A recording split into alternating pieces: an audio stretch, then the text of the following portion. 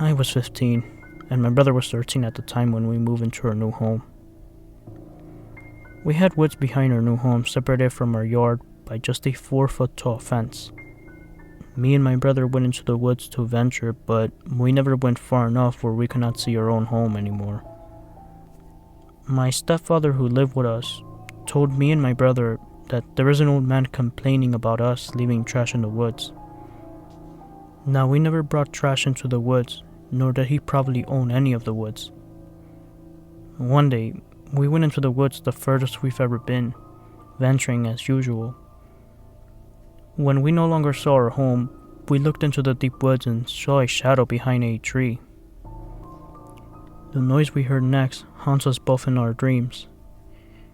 We heard a loud laugh of a clown that sounded straight off the movie It. And let me tell you, we ran as faster than we ever had, and jumped our short fence and told our mother what happened. She did not believe us, but to this day, when I get home from the dead of night, and the only light is from the porch and barely illuminates the fence, I swear, I feel the sense of being watched as I unlock the door and enter my home.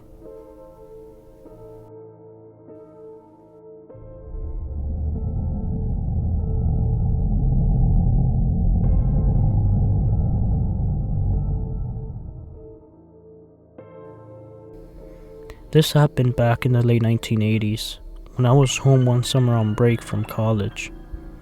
About 2 years prior, my dad had purchased an old house with the intention of eventually tearing it down to build a new home. The house was built in 1916, and like most homes built in that era, it had a really unconventional floor plan. There was a central living room and kitchen like any other normal home, but the 3 bedrooms were more akin to separate apartments. Each had its own separate outside entrance, a private bathroom, and a door that led to a common area living room and kitchen. Perhaps the place was originally intended to be a boarding house or something. I really don't know.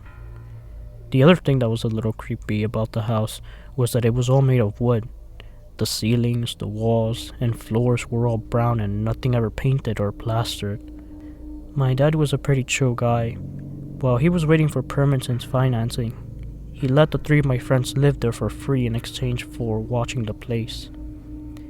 They had a lot of parties, but my dad didn't care as long as none of the neighbors complained.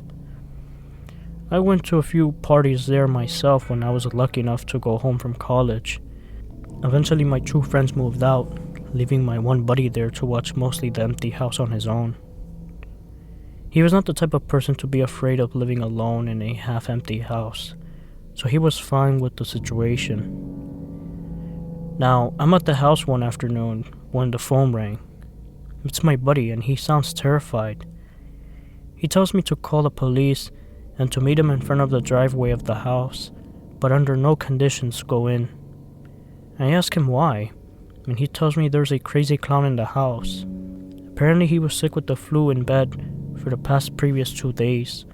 When he finally felt well enough to go to the kitchen to get something to eat, he runs face to face with a crazy woman dressed in a clown suit and makeup who starts screaming at him.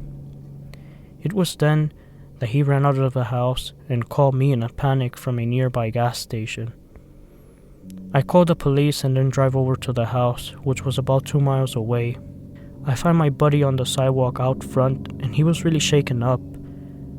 I asked him to describe what he saw and he keeps saying that there is a crazy woman in the house. I asked for more specific details and he describes her as dressed in a white clown suit with red makeup smeared all over her face. He is still a little sick, so he looks really bad, and honestly, he's really freaking me out as well. There is no way in hell that I was going into that house to investigate his story. After what seems like an eternity, a cop shows up. My buddy tells him the exact same story, and the cop goes into the house while we wait outside. After about 5 minutes, he emerges escorting a crazy clown woman who looks exactly as my friend described her. She was wild, unkempt, brown hair, and is wearing this weird baggy one-piece all-white body jumper suit that is the kind of style like this outfit What was really disturbing though is her face. She had a tube of lipstick which was cruelly spread over red all over her cheeks in a failed attempt, I suppose, to make her look rosy. Although we were both freaked out, the cop thought of it as hilarious. The clown woman claimed it was her house and she then accused us of being on drugs and trespassing on her property. When the cop told her to get in the back of his squad car, she warned him that she had powerful friends in Tisnowtown who would have him fired. When he comes back to talk to us, he tells us that he can't arrest her for breaking and entering because the house is half abandoned. He said the best he could do was to drive her a few blocks away and hope that she doesn't wander back.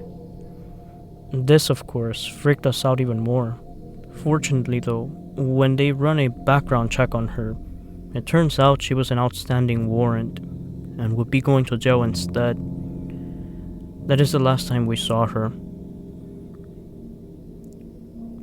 We went back into the house. We found all kinds of crazy stuff written on the kitchen cabinets in the same red lipstick she rubbed all over her face.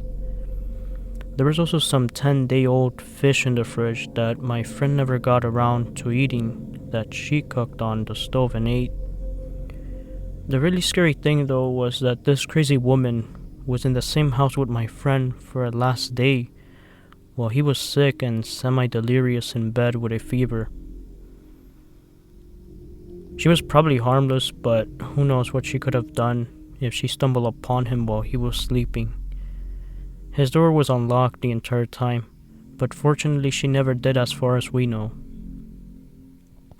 One of the things she wrote on the cabinets in the lipstick was her name. Well, I'm not allowed to disclose it here. I googled it and found a mugshot that was taken of her some years later.